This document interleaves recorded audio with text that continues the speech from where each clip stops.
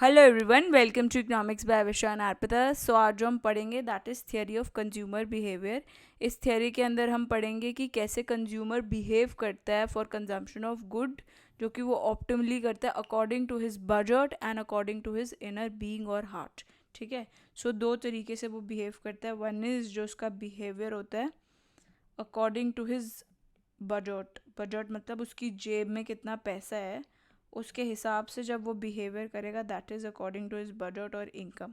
And second is जब उसका behaviour होता है अकॉर्डिंग टू हिज हार्ट, कि उसका मन क्या कह रहा है, क्या खरीदना चाहिए उसे। ठीक है। So it is basically that. और इन दोनों के कॉम्बिनेशन से what you exactly get is the optimal combination. ठीक है। ऑप्टिमल जो उसका बिहेवियर होगा वो आपको मिलेगा। So this is basically optimal behavior. So this entire concept we'll be studying in the theory of consumer behavior.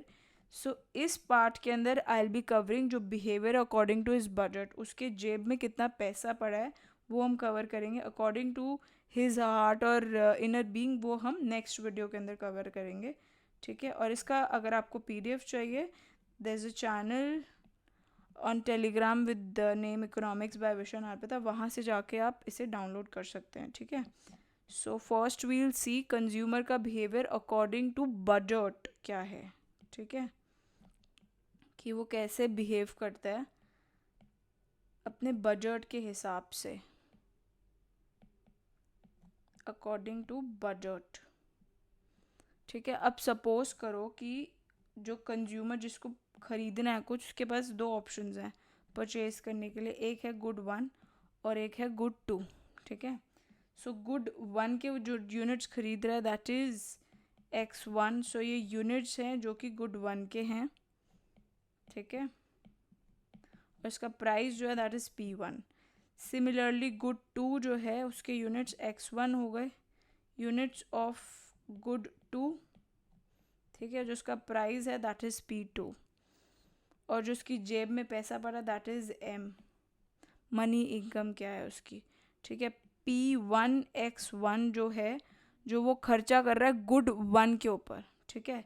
So that is basically the expenditure on good one. Good one के ऊपर वो कितना खर्चा कर रहा है that is that. And P2X2 is basically जो वो खर्चा गुड टू के ऊपर कर रहा है। So that is that. और इन दोनों के कॉम्बिनेशन इज बेसिकली वो जो टोटल एक्सपेंडिचर कर रहा है। So first will write the note कि जो कॉम्बिनेशन है both good one good two का दैट इज X1 X2, वो जो है वो एक कंजम्पशन बंडल है। This thing you can also write कि जो कॉम्बिनेशन है of both X1 and X2 that is X1, X2, ये जो है this is basically known as consumption bundle. इसे हम कंजम्पशन बंडल बोलते हैं। ठीक है। This is consumption bundle. और जो P1 है X1, जो खर्चा वो गुड वन के ऊपर कर रहा है और जो वो खर्चा गुड टू के ऊपर कर रहा है, so that is basically the total expenditure of good one and good two. ठीक है।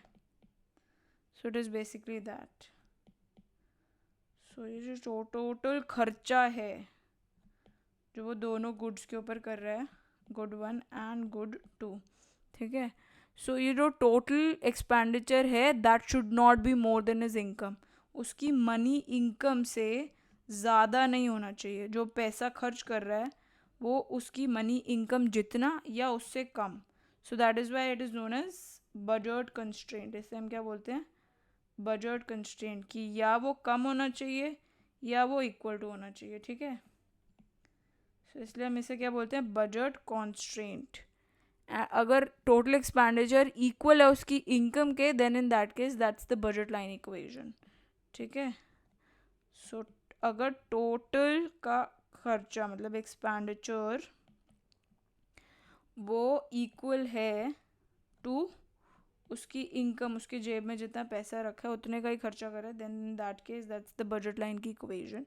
सो in that case P1X1 plus P2X2 is equal to M हो जाएगा. So that is budget line की इक्वेशन. ठीक है. सो हर एक इक्वेशन को हम ग्राफिकल एस्पेक्ट में देखेंगे. So first we'll draw the graph जिसमें हम पहले बजट लाइन को डिपिक्ट करेंगे. So what is exactly is that. So horizontal जो हमारी लाइन है वो है गुड वन को डिपिक्ट कर रहा है, वो हमारा x1. और जो वर्टिकल है दैट्स गुड 2, उसके यूनिट्स दिखा रहे हैं. एंड दिस इज़ हमारी बजट लाइन जो कि ए बी है. ठीक है. सो ये बजट लाइन की equation is this only, p1x1 plus p2x2 equals to m. So this we can say this is figure 1 जहाँ पे हम बजट लाइन की इक्वेशन हमने लिखी. सो फिगर 1 जो इसके अंदर ए बी लाइन है that basically represent budget line को रिप्रेजेंट कर रही है ये.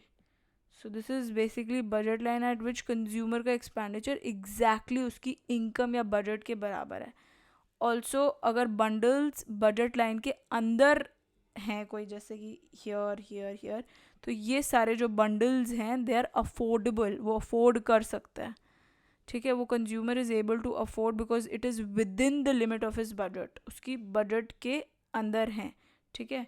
सो पॉइंट अगर ए की बात करें, इस पॉइंट पर कंज्यूमर जो है वो मैक्सिमम कंजम्पशन कर रहा है गुड 2 की, दैट इज़ बेसिकली m/p2. ठीक है. सेम m/2p2 कहते हैं. और आप इसे ये ऐसे भी लिख सकते हैं कि इट इज़ बेसिकली जब वो ज़ीरो कंजम्पशन कर रहा है गुड 1 की और पूरी कंजम्पशन सिर्फ गुड 2 की कर रहा है. ठीक है. Similarly here this point is basically m/p1. ठीक है. जहाँ पे वो पूरी कंजम्पशन गुड 1 की कर रहा है और ज़ीरो कंजम्पशन कर रहा है गुड 2 की. ठीक है. सो बजट लाइन की equation I will just write down. So budget line की इक्वेशन कैन बी रिटन इस तरीके से. बस सारी चीज़ें हम उधर फेंक दें और x2 को इस साइड रख दें. तो what you exactly get is m/p2 minus p1/p2 x1. So जो यहाँ पे स्लोप है बजट लाइन का that is p1/p2. So this thing you can write कि जो स्लोप है बजट लाइन का, स्लोप जो है बजट लाइन का दैट इज माइनस p1/p2. ठीक है. जो स्लोप है बजट लाइन का वो बेसिकली रिप्रेजेंट करता है एक्सचेंज रेट, जो कि वो गुड 1 को गुड 2 के साथ एक्सचेंज का जो रेट है वो बताता है. So this interpretation also you can write कि जो स्लोप है बजट लाइन का, सो जो स्लोप है बजट लाइन का, जस्ट अ सेकेंड, या स्लोप ऑफ बजट लाइन, ये क्या बताता है बेसिकली, हमें रिप्रेजेंट करता है किस चीज़ को, रिप्रेजेंट करता है द रेट ऑफ एक्सचेंज. उसका एक्सचेंज का रेट क्या है. ठीक है. एक्सचेंज का रेट क्या है बिटवीन गुड 1 एंड गुड 2. ठीक है. एट विच मार्केट प्राइस जो जिस पे वो एक्सचेंज करना चाहते हैं गुड 1 और गुड 2 को. ठीक है. एट विच जो मार्केट का प्राइस है, मार्केट का जो प्राइस है जिस पे वो एक्सचेंज करना चाहते हैं, wants to exchange good 1 for good 2. ठीक है. So it is basically that. अब हम फर्स्ट देखते हैं केस जिसमें जो बजट लाइन है वो चेंज कर रही है प्राइस के अकॉर्डिंग. ठीक है. सो बजट लाइन का चेंज कर रही है विद चेंज इन प्राइस. अगर प्राइस में कोई चेंज आ रहा है उसकी वजह से जब चेंज हो रहा है तो वो वाले केसेस हम देखेंगे. ठीक है. अब सपोज करो कि प्राइस जो गुड 1 का है वो क्या हो रहा है, प्राइस जो गुड 1 का है वो डिक्रीज होगा, गुड 2 का प्राइस इज कांस्टेंट. तो हम उसका देखते हैं कि बजट लाइन पे क्या असर पड़ेगा. ठीक है. So that we'll see. So initial जो बजट लाइन थी दैट इज सपोज करो ये थी. ठीक है. प्राइस क्या हुआ गुड 1 का कम हो गया, ये गुड 1 है ये गुड 2 है हॉरिजॉन्टल वर्टिकल एक्सिस पे. ठीक है. प्राइस गुड 1 का कम हो गया. कम होने से क्या होगा, लोग ज़्यादा परचेज करेंगे क्योंकि उनको कम पैसे में ज़्यादा खरीद सकेंगे वो. ठीक है. तो जिसकी वजह से क्या होगा, हमें आउटवर्ड शिफ्ट नज़र आएगा बाहर की तरफ. ठीक है. वो कंजम्पशन गुड 1 की बढ़ा देगा, क्योंकि उसको पैसे जो हैं कम देने पड़ रहे हैं उसके लिए, ठीक है, तो वो ज़्यादा परचेज करेगा। ओके, सो सपोज करो कि अगर पहले की जो बजट लाइन की इक्वेशन थी दैट वाज P1/P2, और दूसरी की जो हो गई that is basically just a second, या जो दूसरी की हो गई दैट इज़ P1/P2, जिसमें P1 का प्राइस जो है वो चेंज हो गया, ठीक है, और P1 का पहले से कम हो गया, मतलब इनिशियल जो होगा पहले वाले का जो स्लोप होगा वो ज़्यादा होगा जो चेंज स्लोप है, तो स्लोप जो है बजट लाइन का that will become less than the original budget line after decrease in the price of good one. So this thing also you can write कि जो स्लोप है बजट लाइन का वो कम हो जाएगा ओरिजिनल बजट लाइन से, ठीक है। सो स्लोप ऑफ बजट लाइन जो होगा that will become less than original budget line से कम हो जाएगा, ठीक है। So that you will C after क्या हुआ, जब प्राइस जो है वो डिक्रीज हो गया, after decreasing price of good one, ठीक है, प्राइस ऑफ गुड वन। अब सपोज करो कि प्राइस जो है गुड वन का बढ़ गया, ठीक है, और गुड टू का इट इज सेम, ठीक है। यहाँ पे पहले घटा था प्राइस, अब गुड वन का प्राइस बढ़ गया, तो अब इसमें देखते हैं कि क्या चेंज आएगा बजट लाइन में। सपोज करो पहले जो ओरिजिनल वाली थी इट वाज दिस, ठीक है, ये गुड वन है, ये गुड टू वाला है, ठीक है, यूनिट जो गुड वन और गुड टू के परचेज किए जा रहे हैं। अब प्राइस जो है बढ़ गया गुड वन का, तो लोग क्या करेंगे, उसकी कंजम्पशन कम करेंगे, परचेज कम करेंगे, ठीक है। तो जब परचेज कम करेंगे तो आपको इनवर्ड मूवमेंट नज़र आएगा, इसमें क्या होगा, इनवर्ड शिफ्ट जो है नज़र आएगा, अंदर शिफ्ट हो जाएगा ये, ठीक है। So that is basically that. So इससे क्या होगा, अगर सपोज करो कि पहले वाली बजट लाइन का स्लोप जो था वो P1/P2 था, दूसरी वाली का चेंज होके क्या हो गया P1/P2, जिसमें प्राइस जो है P1 का चेंज हो गया और प्राइस जो है वो ज़्यादा हो गया, तो दैट मीन्स जो स्लोप होगा ओरिजिनल वाली से ज़्यादा हो जाएगा चेंज्ड वाली का, ठीक है। So that thing you will C, so slope जो होगा ओरिजिनल वाली का क्या होगा, बढ़ जाएगा, that you will be seeing. So this thing also you can right the slope of budget line जो होगा वो इंक्रीज हो जाएगा व्हेन द प्राइस जो है इंक्रीज हो जाएगा गुड वन का। So the slope of budget line का क्या होगा, इंक्रीज हो जाएगा जब प्राइस क्या होगा, इंक्रीज हो जाएगा, किसका, गुड वन का, ठीक है। नेक्स्ट केस देखते हैं। नेक्स्ट केस इज जब हमारा क्या हो रहा है, प्राइस जो है गुड वन का तो सेम पड़ा है, ठीक है, गुड वन का प्राइस जो है वो सेम है, बट गुड टू का जो प्राइस है वो डिक्रीज कर गया, ठीक है। सो जब डिक्रीज करेगा उसका भी देखते हैं बजट लाइन में क्या असर आएगा नज़र। सो अगर ये कोई इनिशियल बजट लाइन थी इट वाज दिस, तो प्राइस अगर गुड वन का तो सेम है, ठीक है, गुड टू का प्राइस जो है वो कम हो गया, मतलब कंजम्पशन उसकी क्या होगी, बढ़ जाएगी, ठीक है। तो आपको ये नज़र आएगा कि जो कंज्यूमर है उसकी कंजम्पशन गुड टू की बढ़ा देगा, so there this you will see, ठीक है। और अगर कोई स्लोप ऐसा था, इसका स्लोप P1/P2 था और इसका जो स्लोप है वो हो गया था P1/P2 डैश, क्योंकि इसका प्राइस कम हुआ था, इसका प्राइस कम हुआ तो मतलब पूरा क्या होगा, ये बढ़ जाएगा, ठीक है।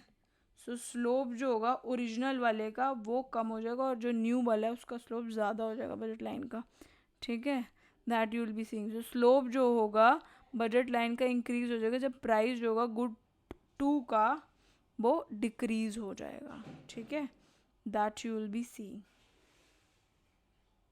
सो ये जो पूरा स्लोप है वो क्या होगा, वो बढ़ जाएगा जो न्यू वाली का है। सो this thing also you can write कि जो स्लोप है बजट लाइन का वो क्या होगा, इंक्रीज हो जाएगा, स्लोप ऑफ बजट लाइन जो होगा वो इंक्रीज हो जाएगा जब प्राइस जो है गुड टू का वो डिक्रीज हो जाएगा, ठीक है, प्राइस जो है वो डिक्रीज हो जाएगा। अब सपोज करो कि प्राइस जो गुड टू का है वो इंक्रीज हो गया, गुड टू का प्राइस जो है वो इंक्रीज हो गया और प्राइस जो गुड वन का था दैट इज सेम, ठीक है। सो इस केस में हम देखते हैं कि कैसे बनाएंगे। So if just a second, so अगर ये कोई इनिशियल बजट लाइन थी, इफ इट वाज दिस, और प्राइस जो है गुड टू का बढ़ गया तो लोग उसकी कंजम्पशन क्या करेंगे, कम कर देंगे, कंजम्पशन क्या करेंगे, कम कर देंगे, ठीक है। So it will be like this, inward shift नज़र आएगा, ठीक है। सो अगर सपोज करो कि इसकी जो बजट लाइन की जो स्लोप था दैट वाज P1/P2, इसका जो था that came out to be P1/P2, जिसमें प्राइस जो है P2 का बढ़ गया तो पूरा क्या होगा, डिक्रीज हो जाएगा। सो स्लोप जो है ये वाला बढ़ जाएगा, ठीक है।